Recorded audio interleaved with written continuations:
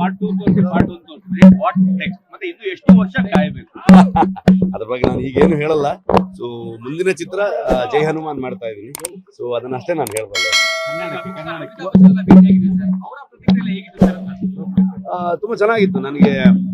ನಮ್ಗೆ ಹೇಗೆ ಇಲ್ಲಿ ಅವ್ರ ಹತ್ರನೂ ಕೂಡ ಅದನ್ನೇ ಹೇಳಿದೆ ನಾನು. ನಮ್ಗೆ ಹೇಗೆ ಇಲ್ಲಿ ಅಣ್ಣವರು ನಾವು ಅಷ್ಟು ಅವ್ರನ್ನ ಪ್ರೀತಿಯಿಂದ ನೋಡ್ತೀವಿ, ಅಭಿಮಾನದಿಂದ ನೋಡ್ತೀವಿ. ಸೊ ಹಿಂದಿ ಚಿತ್ರರಂಗ ಅಂದ ತಕ್ಷಣ ಅಲ್ಲಿ ಅಮಿತಾಬ್ ಬಚ್ಚನ್ ಅವ್ರನ್ನು ಕೂಡ ಅದೇ ರೀತಿಯಲ್ಲಿ ನೋಡುವಂಥದ್ದು. ಮತ್ತೆ ನಮ್ಗೆ ಏನಂತಂದ್ರೆ ಅಣ್ಣವರು ಮತ್ತೆ ಅವರು ತುಂಬಾ ಒಳ್ಳೆ ಸ್ನೇಹಿತರಾಗಿದ್ರು. ಹಾಗಾಗಿ ಅದರ ಅನುಭವನೂ ಕೂಡ ಅವ್ರು ಹಂಚ್ಕೊಂಡಿದ್ರು. ಅಣ್ಣವ್ರ ವಿಶೇಷ ಒಂದು ಅವರ ಒಂದು ವ್ಯಕ್ತಿತ್ವದ ಬಗ್ಗೆ ಕೂಡ ತುಂಬಾ ಹೆಮ್ಮೆಯಿಂದ ಅವರು ಹಂಚ್ಕೊಂಡಿರುವಂತದ್ದು. ತುಂಬಾ ಸಂತೋಷ ಆಗುತ್ತೆ. ಅವ್ರನ್ನೆಲ್ಲ ದೊಡ್ಡ ಲೆಜೆಂಡ್ ಗಳನ್ನ ಭೇಟಿಯಾಗುವಂತ ಅವಕಾಶ ಸಿಕ್ಕಿದ್ದು ಈ ಸಿನಿಮಾ ಮುಖಾಂತರ. ಹಾಗಾಗಿ ಕಾಂತಾರಕ್ಕೂ ನಾನು ಯಾವತ್ತೂ ಋಣಿಯಾಗಿದ್ದೆ. ಸರ್ ಕೊನೆಯದಾಗಿ ಸ್ಪರ್ಧೆ ಅನ್ನೋದು ಎಲ್ಲಾ ಕಡೆನೂ ಇರ್ಬೇಕು. ಆದ್ರೆ ಇತ್ತೀಚೆಗೆ ಫ್ಯಾನ್ಸ್ ವಾರ್ ಜಾಸ್ತಿ ಆಗ್ತಾ ಇದೆ ಅಂತ ಅನ್ಸಲ್ಲ. ಒಂದು ಸಲಹೆ ಏನಾದ್ರು ಕೊಡೋದು ಒಬ್ಬ ನಟ? ಸಲಹೆ ಕೊಡುವಷ್ಟು ದೊಡ್ಡ ವ್ಯಕ್ತಿ ನಾನಲ್ಲ. ಎಲ್ಲಾ ಪ್ರೇಕ್ಷಕ ವರ್ಗದವರು ಕಾಂತಾರವನ್ನು ನೋಡಿದ್ದಾರೆ, ನನ್ನ ಸಿನಿಮಾಗಳನ್ನ ಸಪೋರ್ಟ್ ಮಾಡಿದ್ದಾರೆ. ನಾನು ಎಲ್ಲಾ ಕಲಾವಿದರ ಅಭಿಮಾನಿಯಾಗಿ ಬಂದವನು. ಸೊ ನಮ್ಮ ಎಷ್ಟೋ ಸೀನಿಯರ್ಸ್ ಗಳಿರ್ತಾರೆ, ಅವ್ರನ್ನ ನೋಡ್ಕೊಂಡು ನಮಗೂ ಒಂದು ಅವಕಾಶ ಸಿಗುತ್ತಾ ಅನ್ನುವಂತ ಪ್ರಯತ್ನದಲ್ಲಿ ಬಂದಿರೋದು. ಇವತ್ತಿಗೂ ನಾನು ಅವರೆಲ್ಲ ನಟರನ್ನ ನಾನು ಅಭಿಮಾನಿಯಾಗಿ ನೋಡ್ತೀನಿ ಅವ್ರನ್ನ.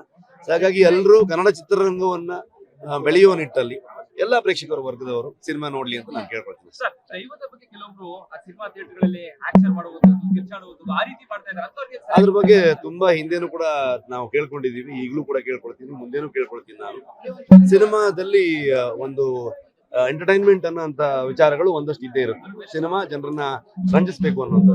ಸೇಮ್ ಟೈಮ್ ದೈವದ ವಿಚಾರ ಆಗ್ಬೋದು ಅಥವಾ ದೇವ್ರದ್ದು ಒಂದು ವಿಚಾರಗಳನ್ನ ನಾವು ಸಿನಿಮಾ ಮಾಡಿದಾಗ ಅದು ಯಾವತ್ತೂ ಬರೀ ಸಿನಿಮಾ ಆಗಿರಲ್ಲ. ಅದನ್ನ ಶ್ರದ್ಧೆ ಭಕ್ತಿಯಿಂದನೇ ಮಾಡಿರ್ತೀವಿ. ಅದನ್ನ ಹೊರಗಡೆ ಬಂದಾಗ ಸಿನಿಮಾ ಪಾಪ್ಯುಲಾರಿಟಿ ನೋಡ್ಕೊಂಡು ಕೆಲವೊಂದಷ್ಟು ಜನರು ಅದನ್ನ ಥಿಯೇಟರ್ ಅಲ್ಲಿ ಆಗ್ಬೋದು, ಹೊರಗಡೆ ಜಾಗದಲ್ಲಿ ಮಾಡಿದಾಗ ನಾನು ಕೂಡ ಅದರ ಒಂದು ಆರಾಧಕನಾಗಿ ನಂಬುವಂತವನಾಗಿ ನಮ್ಗೆ ಬೇಜಾರಾಗುತ್ತೆ. ಸಿನಿಮಾ ಮಾಡ್ಬೇಕಾದ್ರೆ ಕಂಪ್ಲೀಟ್ ಆಗಿ ನಾವು ಅದಕ್ಕೆ ಶಿಸ್ತುಬದ್ಧವಾಗಿ ನಡ್ಕೊಂಡು ಹಿರಿಯರ ಮಾರ್ಗದರ್ಶನ ತಗೊಂಡು ಸಿನಿಮಾ ಮಾಡಿರ್ತೀವಿ. ಹಾಗಾಗಿ ನಾನು ಪ್ರತಿ ಅವಕಾಶವನ್ನ ಉಪಯೋಗಿಸ್ಕೊಂಡು ಕೇಳ್ತೀನಿ. ನಾನು ದಯವಿಟ್ಟು ಆ ಥರದಲ್ಲಿ ಮಾಡಬೇಡಿ. ನಮ್ಮುವಂತ ಎಲ್ಲ ಭಕ್ತರಿಗೆ, ಅದನ್ನ ನಂಬುವಂತ ಎಲ್ಲ ಆರಾಧನೆ ಮಾಡುವಂತವರಿಗೆ ಬೇಸರವನ್ನ ಉಂಟು ಮಾಡುತ್ತೆ. ಸೊ ಆತರ ಮಾಡಬೇಡಿ ಅಂತ ಕೇಳ್ಕೊಳ್ತೀನಿ. ಹಾಕಿದ್ದು ಡಿಸ್ಕ್ಲೇಮರ್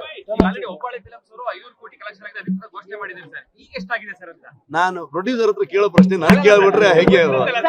ಇಷ್ಟು ಜನರು ಸಿನಿಮಾ ನೋಡಿದ್ದಾರೆ, ನಾನು ಅದಕ್ಕೆ ಬಹಳ ಖುಷಿ ಆಗಿದೆ. ನಮ್ಮ ಇಡೀ ತಂಡದ ಎಫರ್ಟ್ ಮೆಚ್ಚಿದ್ದಾರೆ ಜನ.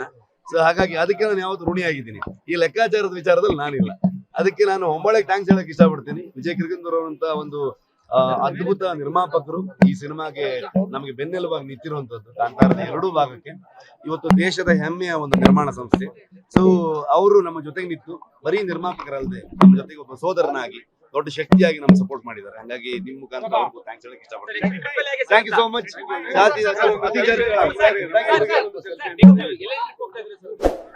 ಅದು ಹೇಳ್ತೀವಿ, ಮುಂದೆ ಹೋಗುವಂಥದ್ದು ಎಲ್ಲೆಲ್ಲಿ ಹೋಗ್ತೀವಿ ಅಂತ ಹೇಳ್ತೀವಿ. ಸದ್ಯಕ್ಕೆ ಇಲ್ಲಿ ಬಂದು ತಾಯಿ ಚಾಮುಂಡೇಶ್ವರಿದು ಆಶೀರ್ವಾದ ತಗೊಂಡಿದ್ದೀವಿ. Thank you so much. Latest ಹಾಗೂ ಇಂಟ್ರೆಸ್ಟಿಂಗ್ ಸುದ್ದಿಗಳಿಗಾಗಿ ಬಾಸ್ ಟಿವಿ ಕನ್ನಡ ಚಾನೆಲ್ನ ಸಬ್ಸ್ಕ್ರೈಬ್ ಮಾಡಿ. ಹಾಗೆಯೇ ಬೆಲ್ ಐಕಾನ್ ಪ್ರೆಸ್ ಮಾಡಿ. ಇದರ ಜೊತೆಗೆ ಫೇಸ್ಬುಕ್, ಇನ್ಸ್ಟಾಗ್ರಾಮ್, ಎಕ್ಸ್ ನಲ್ಲೂ ಮಿಸ್ ಮಾಡದೆ ಫಾಲೋ ಮಾಡಿ.